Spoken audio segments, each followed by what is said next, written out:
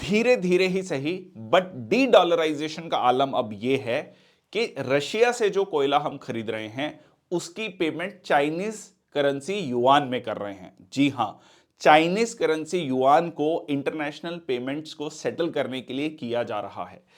यह अपने आप में एक बहुत बड़े ट्रेंड को शो करता है कि किस तरीके से लगातार डॉलर की जो एक्सेप्टेंस है इन द इंटरनेशनल मार्केट वो कम होती जा रही है। और इंडिया, जो कि इंडिया और चाइना के रिलेशन बहुत अच्छे नहीं रहे हैं, वो भी कहीं ना कहीं युआन को एक्सेप्ट कर रहा है as a international currency payment settlement के लिए। दो बहुत बड़े लेवल पर ये नहीं हो रहा है बट स्टिल जो कहते हैं कि शुरुआत हो चुकी है। कुछ डाटा से इसको समझने की कोशिश करते हैं।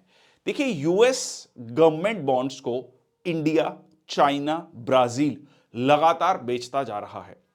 चाइना ने पिछले 13 साल में $600 बिलियन से ज्यादा के यूएस ट्रेजरी बॉन्ड्स बेच दिए हैं, कम कर दिए हैं। मतलब यूएस ट्रेजरी बॉन्ड्स उनके फॉरेन एक्सचेंज रिजर्व्स का $1.3 ट्रिलियन या कह लीजिए $1300 बिलियन जो है 2013 में हुआ करता था, जो कम होकर लगभग 688 बिलियन तक रह गया है।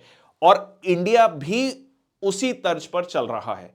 इंडिया ने हाल ही में $50 बिलियन से ज्यादा के यूएस गवर्नमेंट बॉन्ड्स बेचे हैं और इंडिया लगातार गोल्ड खरीदता जा रहा है।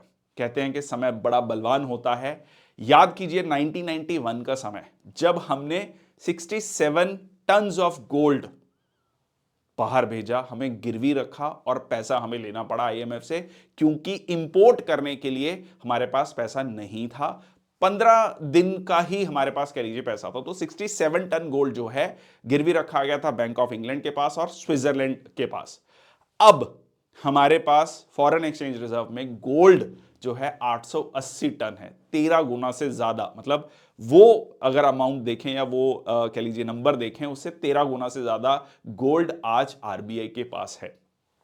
और ये जो गोल्ड का परसेंटेज है in the foreign exchange reserve, ये 2007 में 2.8% था, जो कि बढ़कर 16.2% हो चुका है।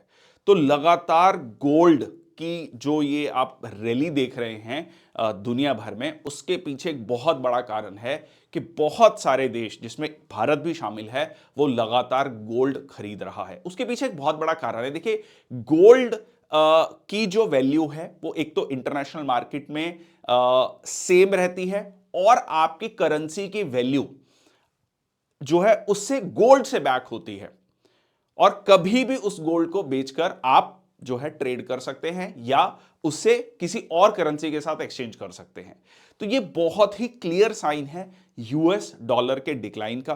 बट अभी कुछ एनालिस्ट का ये कहना है कि अभी भी डॉलर जो है काफी डोमिनेंट पोजीशन होल्ड करता है। फॉरेन एक्सचेंज रिजर्व्स की बात करें या फिर हम इंटरनेशनल ट्रेड की बात करें, पर और भी कुछ साइन है, जैसे कि सऊदी अरेबिया है, जिसमें ये पेट्रो डॉलर का जो कंसेप्ट आया था। उन्होंने कहा कि भाई 1970s में, खासकर 1971 में रिचर्ड निक्सन के समय पर, कि डॉलर को ही एक्सेप्ट किया जाएगा जब भी दुनिया भर में पेट्रोलियम जो है खरीदा बेचा जाएगा। बट अब धीरे धीरे सऊदी अरेबिया भी कहने लग गया है, या फ्यूचर के बारे में वो सोच रहे हैं कि युआन को एक्सेप्ट किया जाए। तो ये यूएस का ग्रेजुअल डिक्लाइन और चाइना का ग्रेजुअल राइज भी शो करता है।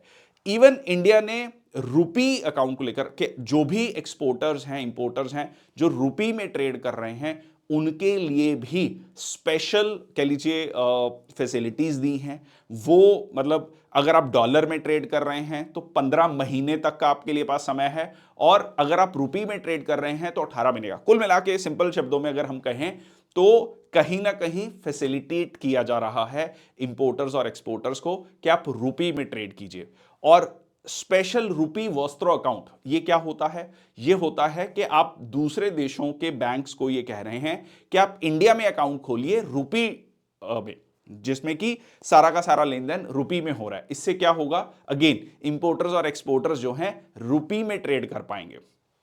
तो बहुत स्मॉल अमाउंट में ही सही, धीरे धीरे रुपी की भी एक्सेप्टेंस बढ़ रही है।